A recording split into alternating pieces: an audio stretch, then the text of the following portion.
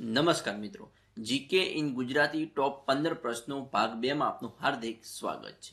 જોઈએ પ્રશ્ન નંબર 1 કે ભારતના કયા રાજ્યમાં પ્રથમ નમો બાયોડાયવર્સિટી પાર્ક, જેને નમો વન પણ કહેવામાં આવે છે, તેનું ઉદ્ઘાટન ક્યાં કરવામાં આવ્યું હતું? નમો વન એટલે કે નમો બાયોડાયવર્સિટી પાર્ક, જેનું ઉદ્ઘાટન રાજસ્થાનમાં કરવામાં આવ્યું હતું. નેક્સ્ટ પ્રશ્ન કે દરિયાઈ સહયોગ વધારવા માટે કોંકણ 2025 કવાયતમાં ભારત સાથે કયો દેશ ભાગ લઈ રહ્યો છે? જવાબ છે યુનાઇટેડ કિંગડમ ભાગ લઈ રહ્યો છે. પ્રશ્ન નંબર 3 લદ્દાખના મિગલા પાસમાં 19,400 ફૂટની ઊંચાઈ પર વિશ્વનો સૌથી ઊંચો મોટરેબલ રોડ કઈ સંસ્થાએ બનાવ્યો? તો જવાબ છે બોર્ડર રોડ ઓર્ગેનાઇઝેશને લદ્દાખના મિગલા પાસમાં 19,400 ફૂટની ઊંચાઈ પર વિશ્વનો સૌથી ઊંચો મોટરેબલ રોડ બનાવ્યો. નેક્સ્ટ પ્રશ્ન નંબર 4 કે કયા દિવસે વર્લ્ડ કોટન ડે એટલે કે વિશ્વ કપાસ દિવસ ઉજવવામાં આવ્યો હતો? તો 7 ઓક્ટોબરના રોજ વર્લ્ડ કોટન ડે એટલે કે વિશ્વ કપાસ દિવસ ઉજવવામાં આવ્યો હતો. પ્રશ્ન નંબર 5 કોરલ આનુવંશિક વિવિધતાને જાળવવા માટે કયા દેશે દક્ષિણ પૂર્વ એશિયાની પ્રથમ કોરલ લાર્વા કાયો બેંક શરૂ કરી છે? તો જવાબ છે ફિલિપાઇન્સ. કોરલ આનુવંશિક વિવિધતાને જાળવવા માટે ફિલિપાઇન્સે દક્ષિણ પૂર્વ એશિયાની પ્રથમ કોરલ લાર્વા કાયો બેંક શરૂ કરી છે. પ્રશ્ન નંબર 6 કે ભારતના પ્રથમ commercial electric truck battery swapping અને ચાર્જિંગ સ્ટેશનનું ઉદ્ઘાટન ક્યાં થયું? તો સોનીપતમાં. ભારતના પ્રથમ commercial electric truck battery swapping અને ચાર્જિંગ સ્ટેશનનું ઉદ્ઘાટન સોનીપત ખાતે થયું. પ્રશ્ન નંબર 7 કઈ કંપની તેના એઆઈ સંચાલિતનો કોડ એપ બિલ્ડર ઓપલને ભારત અને જાપાન સહિત 15 દેશોમાં વિસ્તાર્યું છે? જવાબ છે ગૂગલે.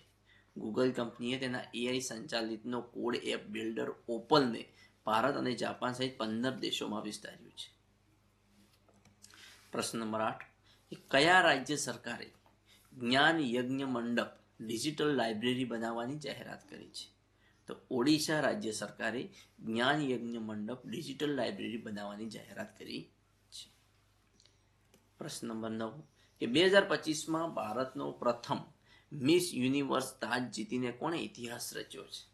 તો જવાબ છે શેરસિંહે. પ્રશ્ન નંબર 10 કે ભારતીય સેના દ્વારા રિયલ ટાઈમ એર સ્પેસ નિયંત્રણ વધારવા માટે શરૂ કરાયેલ સ્વદેશી એન્ટી ધ ડ્રોન ગ્રીડનું નામ શું છે? તો જવાબ છે સક્ષમ.